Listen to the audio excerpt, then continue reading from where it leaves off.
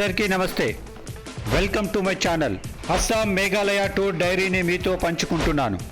ఇక్కడి ప్రజల సంస్కృతి సాంప్రదాయాలతో పాటు Kamakhya temple, Kaziranga national park, Brahmaputra river, Umananda temple, Shillong నగరం, లివింగ్ బయో బ్రిడ్జ్, అమోఘమైన జలపాతాలు, నేలను తాకే మేఘాలు, మతిపోయే గుహలు, అద్భుతమైన లొకేషన్స్, క్రిస్టల్ క్లియర్ రివర్, మరెన్నో వింతలు విశేషాలు మీకోసం. ఇప్పుడు సమయం 6 అవుతుంది. ఉదయం 3ంటికే లేచి రెడీ అయ్యి 4 వరకు రాజీవ్ గాంధీ ఇంటర్నేషనల్ ఎయిర్పోర్ట్ చేరుకున్నాను. 6ంటికి మా ఫ్లైట్ గోవాటి కోసమై టేకాఫ్ అయింది. ఈ మే నెలలో ఎండలు మండిపోతుంటే ఎక్కడికైనా హిల్ స్టేషన్కు టూర్ చేసి చల్లబడాలనే కోరిక కలిగింది. ముందుగా ఫ్యామిలీతో వెళ్ళాలని ప్రయత్నించాను, కుదరలేదు. ఫ్రెండ్స్తో అనుకున్నాను, కుదరలేదు. ఇక మిగిలిన option solo travel. Foreign travel చేద్దామనుకుంటే యుద్ధం వలన ఎయిర్ టికెట్ ప్రైసెస్ అధికంగా ఉన్నాయి. ఈశాన్య రాష్ట్రాల్లోని సిక్కిం తప్ప ఇతర రాష్ట్రాలను నేను ఎప్పుడూ సందర్శించలేదు. అందుకని నేను ఇప్పుడు అస్సాం, మేఘాలయాలను ఎంచుకున్నాను. ఎండ నుంచి ఉపశమనం పొందాలని వచ్చిన నాకు గౌహాటి వర్షంతో స్వాగతం పలికింది.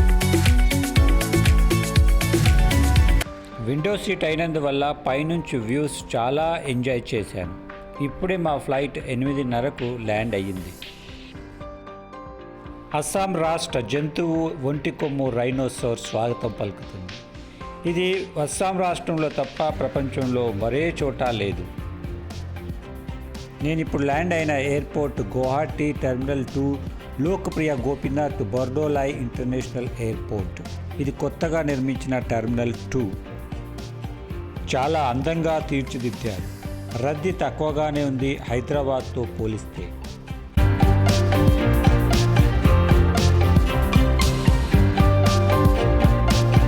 ఎయిర్పోర్ట్ నుండి నా స్టే 3 కిలోమీటర్లు.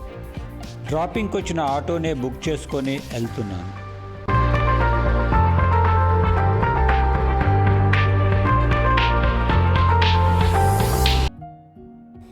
బ్యాగ్ హోమ్స్టేలో పెట్టాను. ర్యాపిడోలో ఆటో బుక్ చేసుకొని కామాఖ్యా టెంపుల్ కొండపైకి చేరుకున్నా. ఉదయం నుంచి ఏం తినలేదు. పరోటా ఆర్డర్ ఇచ్చా. గుడి సమీపాన ట్రాఫిక్ జామ్ చేస్తున్నారు. మెయిన్ స్ట్రీట్లో పూజా సామాగ్రితో షాపులు ఇలా దగదగలాడుతున్నాయి.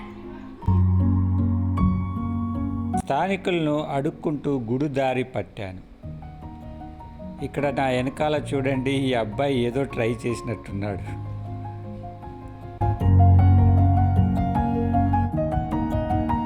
ఈ వీధిలో ఉన్న షాపుల నుండే అమ్మవారికి పూజా సామాగ్రి, వస్త్రం కొనుగోలు చేసి పూజకు తీసుకెళ్లాల్సి.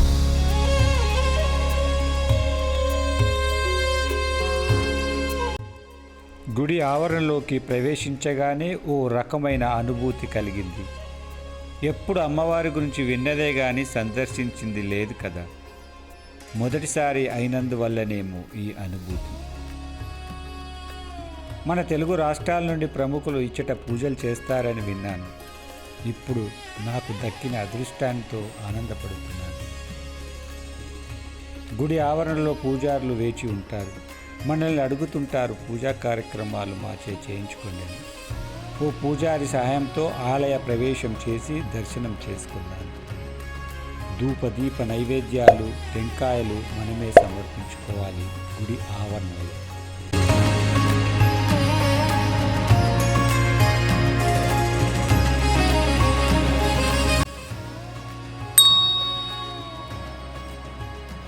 గుడి ఆవరణ మొత్తం కళ్య తిరిగాను.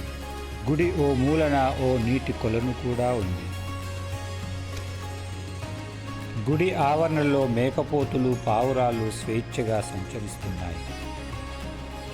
గుడి ఆవరణంతా కళ్య తిరుగుతూ గుడి విశేషాన్ని తెలుసుకునే ప్రయత్నం చేశాను.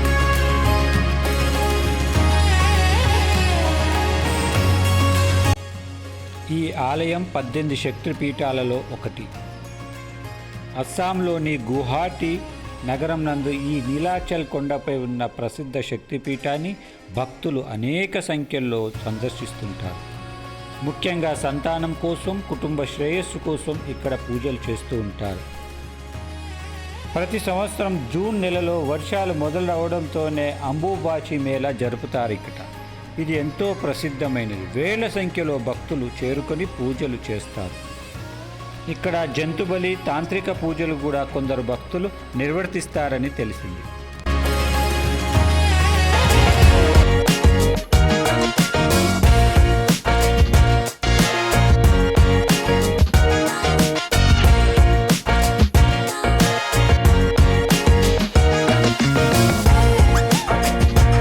కొండ పైనుంచి కిందికి షేరింగ్ ట్యాక్సీ, అక్కడి నుండి గౌహటి సిటీ బస్సులో Umanand the gate way of Guwahati చేరుకున్నాం.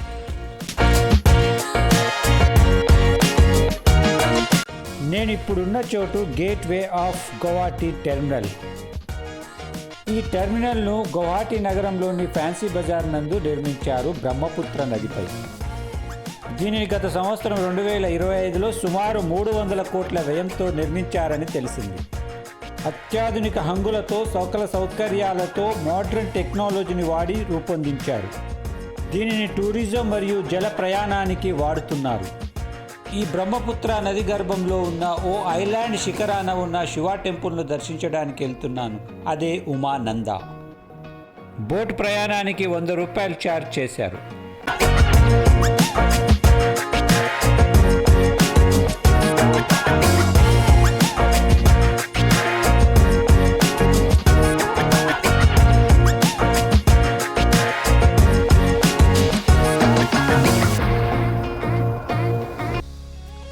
చుట్టూ బ్రహ్మపుత్ర నది ప్రవహిస్తుంటే మధ్యలో ఉన్న ఈ కొండ శిఖరంపై దేవాలయంలోకి ప్రవేశిస్తుంటే మనసు స్వాంతనం పొందుతుంది. ఇక్కడి ఆలయ గోపురాలు ఓ ప్రత్యేక నిర్మాణాన్ని కలిగి ఉన్నట్లు నాకు అనిపిస్తుంది. ఇక్కడున్న పరిసరాలు ఎంతో నిర్మలత్వంతో ఉన్నాయి. ఎంట్రన్స్లోనే ఉన్న విఘ్నాల అధిపతి విఘ్నేశ్వరునికి నమస్కరించుకున్నాను. జై వినాయక. మెయిన్ ఆలయ ప్రాంగణంలోకి ప్రవేశించగానే భక్తి రసంతో మనసు ద్విగుణీకృతమై ఉప్పొంగింది. కొంత సమయము ఈ ప్రశాంత వాతావరణంలో గడిపి వెనుదిరిగాను.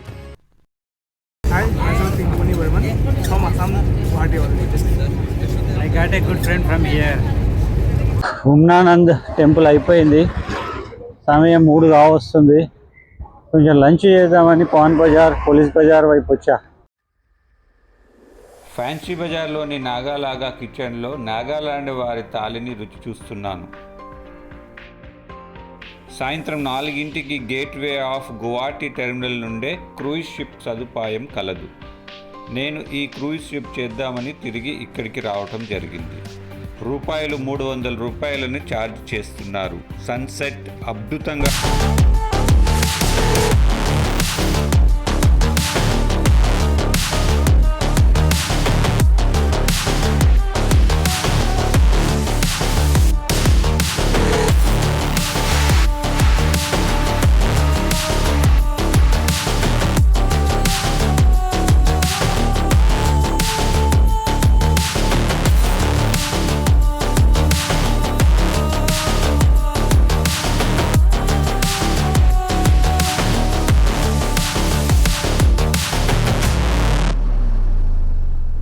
నాకు ఇక్కడ ఒక తెలుగు మిత్రుడు పరిచయం అయ్యాడు. శ్రవణ్ రెడ్డి, చిత్తూరు జిల్లావాసి. అస్సాంలో ఆర్మీ పోస్టింగ్ కలదు.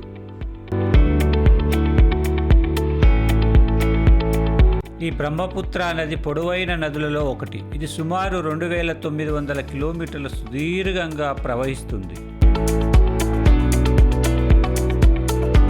ఈ నది హిమాలయాలోని టిబెట్లో పుట్టి అరుణాచల్ ప్రదేశ్, అస్సాంలలో ప్రవహించి బంగ్లాదేశ్ గుండా బంగాళాఖాతంలో కలుస్తుంది. ఈ నదిని టిబెట్లో యర్లూంగ్, అరుణాచల్ ప్రదేశ్లో షియాంగ్, అస్సాంలో బ్రహ్మపుత్ర, బంగ్లాదేశ్లో జమునాగా పిలుస్తారు. ఈ నది బంగ్లాదేశ్ చేరిన తర్వాత గంగా నదితో కలిసి బంగాళాఖాతాన్ని చేరుతుంది. ఈశాన్య రాష్ట్రాలకు జీవన రేఖ ఇది. సారవంతమైన డెల్టాను ఏర్పరిచి పంటలను విస్తారంగా పండిస్తుంది. జీవ వైవిధ్యం, వ్యవసాయం, విద్యుత్ ఉత్పత్తి, మత్స్య సంపద మరియు రవాణా అవసరాలను తీరుస్తుంది. అస్సాం యొక్క సంస్కృతి, ఉన్నతి, ప్రగతి ఈ నదిపై ఆధారపడి ఉంది. నేను మొదటిసారిగా ఈ నదిని చూశాను, పులకరించిపోయాను. నమో బ్రహ్మపుత్ర. ఇక్కడి నుండి స్టేకి వెళ్ళిపోయి నిద్రించడంతో నా డే 1 ముగిసింది. రాత్రి వేళలో ఎయిర్పోర్ట్ దృశ్యం ఇది. నచ్చితే లైక్ చేయండి, సబ్స్క్రైబ్ చేయండి. Thank you.